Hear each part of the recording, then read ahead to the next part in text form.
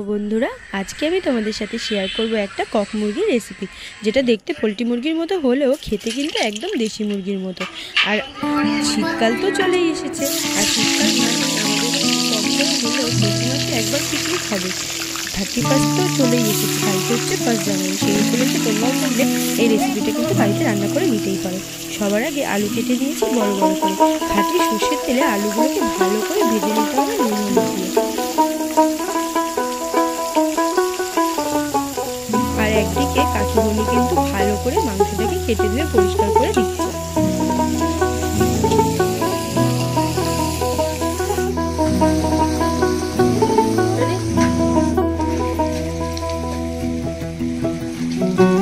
আলুগুলো ভাজা ভাজা হয়ে গেছে, এবার আলুগুলোকে কিন্তু আমি তুলে দেবো। কড়াতে তুলে দিয়ে বাদবাকি যে সরষের তেলটা থাকবে ওতেই আমি কিন্তু পেঁয়াজগুলো দিয়ে দেবো।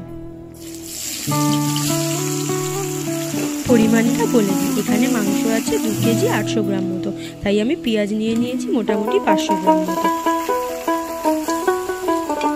একটু একটু পেঁয়াজটা ভাজা ভাজা হয়ে গেলে দেখো আমি কিন্তু মাংসগুলোকে দিয়ে দিয়েছি। আর এটা যেহেতু শীতকালের মুরগি তাই সেই মুরগির পেটে কিন্তু কত ডিমও ছিল।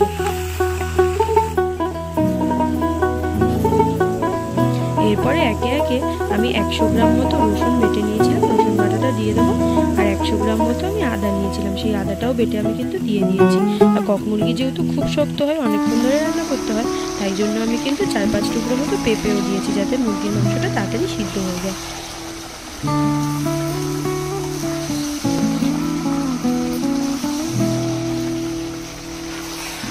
আবারও কিছুক্ষণ ভালো করে একটু নেড়ে চেড়ে কষা কষা মতো করে নিতে হবে। তারপর একে একে এতে পরিমাণ মতো আমি দিয়ে দিয়েছি লবণ, সামান্য একটুখানি হলুদ গুঁড়ো, তার সাথে দিয়ে দেবো লাল লঙ্কার গুঁড়ো। যে যে এরকম খাও সেরকম পরিমাণ মতোই দেবে। আর তার সাথে আমি দিয়ে দিয়েছি শুকনো খোলায় জিরে ভালো করে ভেজে গুঁড়ো করে দিয়ে দিয়েছি। তারপর আবারও একটুখানি ভালো করে নেড়ে চেড়ে নেব।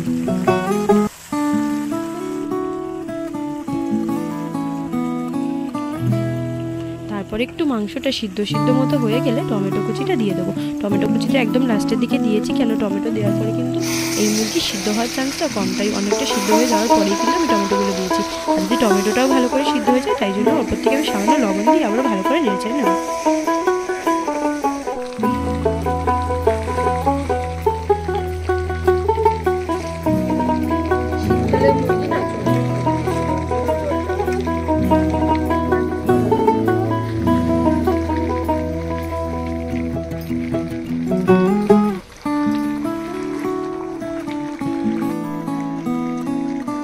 তারপরে যখন একদম কষা কষা হয়ে ভালো করে মাংসের জল ছেড়ে দেবে তারপরে আমি কিন্তু জল দিয়ে দিচ্ছি। এই জলটা কিন্তু আগে থেকে ঈষদ উষ্ণ গরম করা, তোমরাও কিন্তু গরম জলই দিও, নাহলে মুরগির মাংসের টেস্টটা কিন্তু হবে না।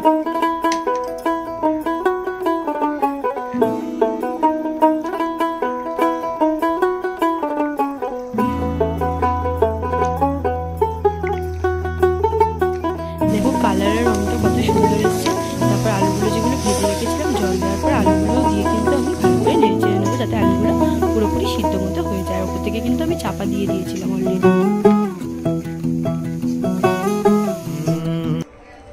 ওপর থেকে দিয়ে দেবো আমি সানরাইজের গোটা গরম মশলা ছড়িয়ে দেবো। আর নামানোর আগে কিন্তু আমি ওপর থেকে একদম ফ্রেশ ধনেপাতা কুচি দিয়ে দিয়েছি। ব্যাস রেডি আমাদের চিকেন কষা। তোমরা যদি মনে করো বাড়িতে এই রেসিপিটা ট্রাই করে আমাকে অবশ্যই কমেন্ট করে কিন্তু জানিও রেসিপিটা কেমন হয়েছিল। আর এই ভিডিওটা যদি ভালো লাগে অবশ্যই কিন্তু লাইক শেয়ার আর সাবস্ক্রাইব করে দিও চ্যানেলটাকে। আজকের জন্য বাই বাই।